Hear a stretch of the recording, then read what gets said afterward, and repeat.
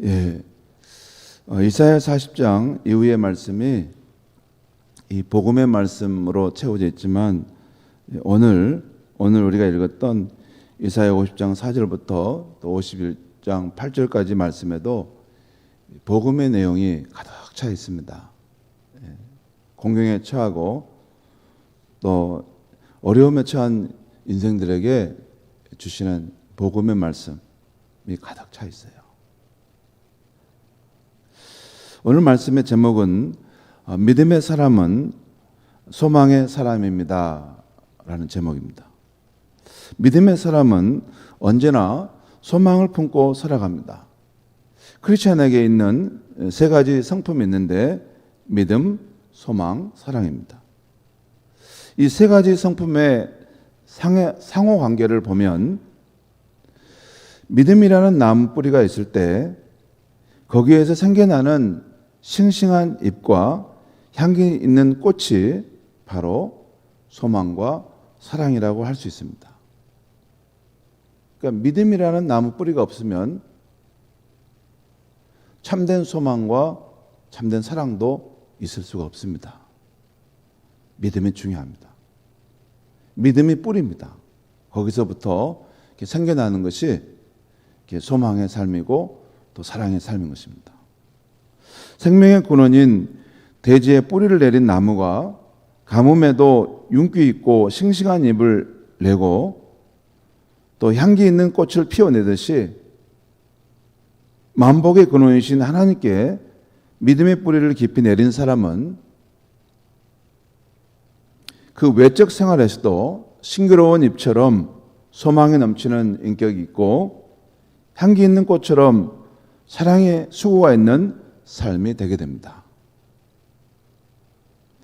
하나님께 잇따라 있는 생명활동, 그 믿음의 삶이 살아있기만 하면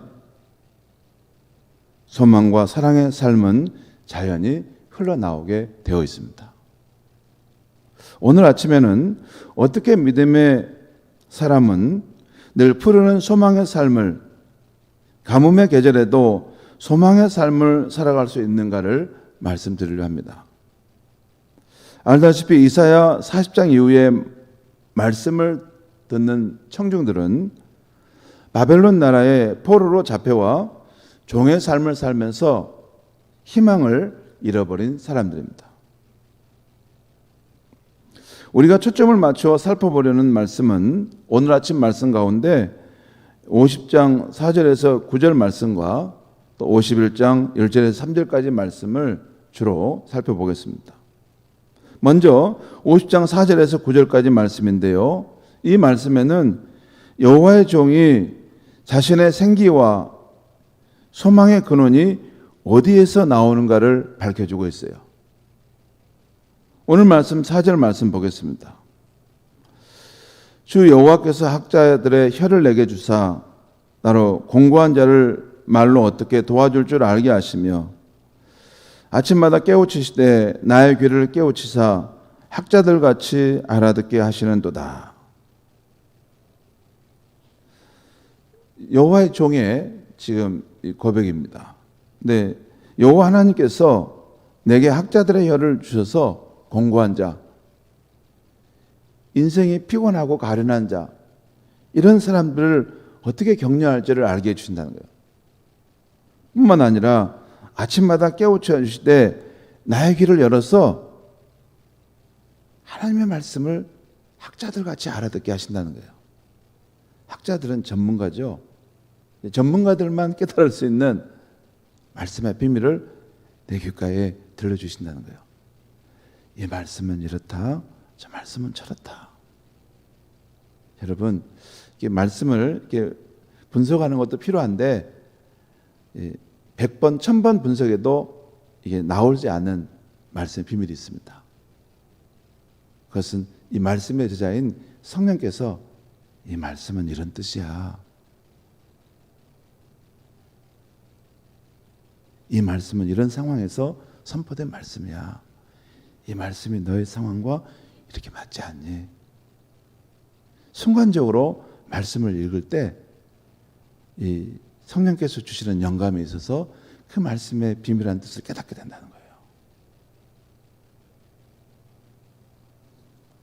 여러분, 이 말씀을 읽는데 그 일반적인 말씀이 어느 날 아침에 말씀을 묵상하는데 내 영혼에 이렇게 들려오는 말씀이 되면 너무 기쁘고 감격스러운 것입니다.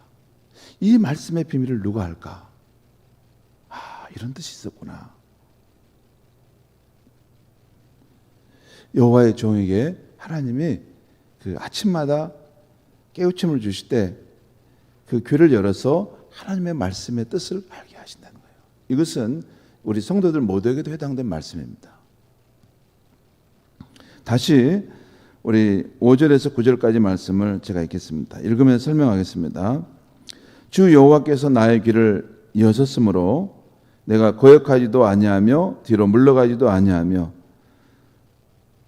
나를 때리는 자에게 내 등을 맡기며 나의 수염을 뽑는 자들에게 나의 뺨을 맡기며 모욕과 침뱉음을 당하여도 내 얼굴을 가리지 아니하였느니라. 여기서 보면 복음은 주 여호와께서 나의 귀를 여셨으므로. 여러분, 인생이 참 괴롭고 힘들 때, 여러분 왜 괴롭고 힘들까요? 육체적으로 힘들기 때문에, 또 환경이 척박하기 때문에 그럴까요? 아닙니다. 우리에게는 그것보다 더 중요한 문제가 있어요. 왜 우리에게 이런 일이 일어나는가? 왜 이런 아픔과 어려움이 있는가? 그 의미를 모를 때 힘든 거예요. 하나님이 나를 사랑하시는데, 하나님이 나를 사랑하신다는 걸 아는데 내 삶에 왜 이런 아픔과 어려운 일이 일어날까? 이게 내 머릿속으로는 깨달아지지 않아요. 그런데 하나님 말씀을 읽다 보면 어느 순간 반짝, 아, 그렇구나. 이 고난을 통해서, 이 시련을 통해서도 하나님 내게 주시는 유익이 있구나. 이게 반짝 그 빛이 와서 깨달아지면 이 고난과 역경의 상황도 맞설 수 있어요. 그렇지 않습니까? 그 말씀입니다. 주 여호와께서 나의 귀를 여셨으므로, 그걸 깨닫게 해주심으로 내가 이 역경의 상황도 당당히 맞섭니다 라는 거예요. 그 다음에 7절 말씀 보겠습니다. 주 여호와께서 나를 도우심으로 내가 부끄러워하지 아니하고 내 얼굴을 부싯돌같이 굳게 하였으므로 내가 수치를 당하지 아니하죠 하느라. 주 여호와께서 나를 도우시기 때문에 내가 부끄러워하지 아니하고 사람들 앞에 당당히 나서게 된다는 것입니다. 또한 8절입니다.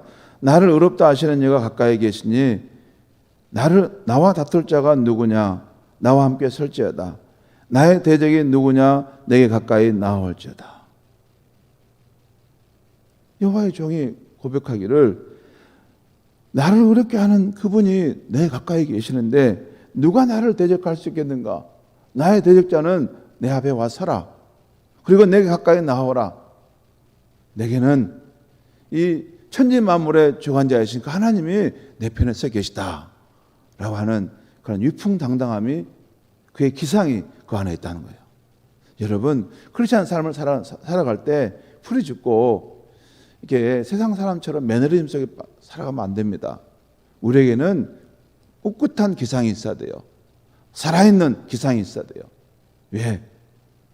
천지 만물의 주관자이신 그 하나님이 내 편에 서 계시고 나와 함께 하시고 나를 붙들고 계신다는 그 믿음이 있을 때 우리에게는 살아있는 기상이 있는 것입니다. 눈빛이 살아있고 걸음걸이도 힘이 있고, 아무리 코로나와 이런 어려운 상황 속에서도 이 환란의 한복판을 중심을 힘있게 걸어가는 크리스찬 삶에 그런 당당함이 있는 것입니다. 기상이 있는 것입니다.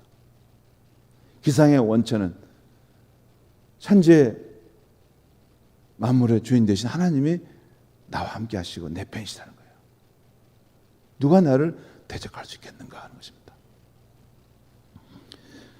9절 말씀 보겠습니다. 보라, 주 여호와께서 나를 도우시리니 나를 정죄할 자가 누구랴? 보라, 그들은 다 옷과 같이 헤어지며 좀이 그들을 먹으리라.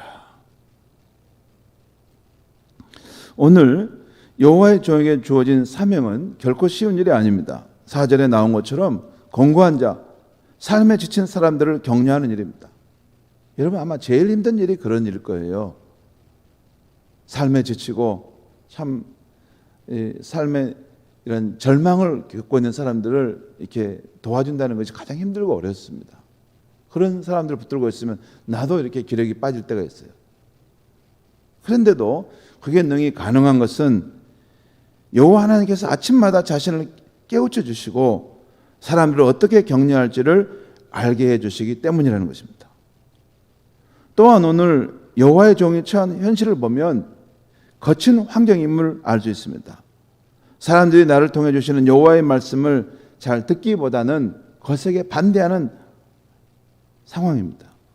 사람들의 모욕과 침뱉음이 있는 상황입니다. 사람들이 나를 대적합니다. 그런데도 여호와의 종은 힘과 소망을 잃지 않습니다. 왜 그럴까요?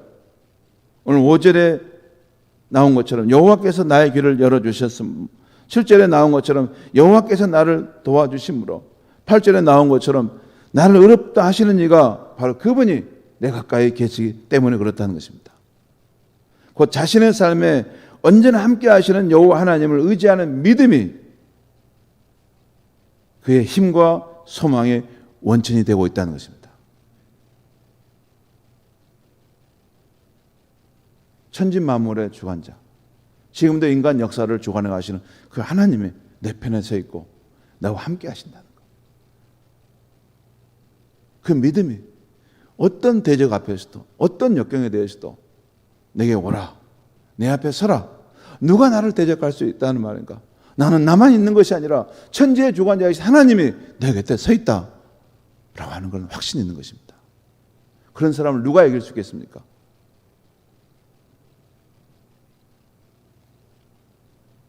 이 여호와의 종의 생기 있는 삶, 소망의 원천은 하나님을 의지하는 그 믿음 안에 있었다는 것이에요. 다음은 오늘 51장 1절에 3절까지 말씀입니다. 이 말씀은 여호와 하나님께서 의를 따르는 참된 백성들에게 주시는 말씀인데요.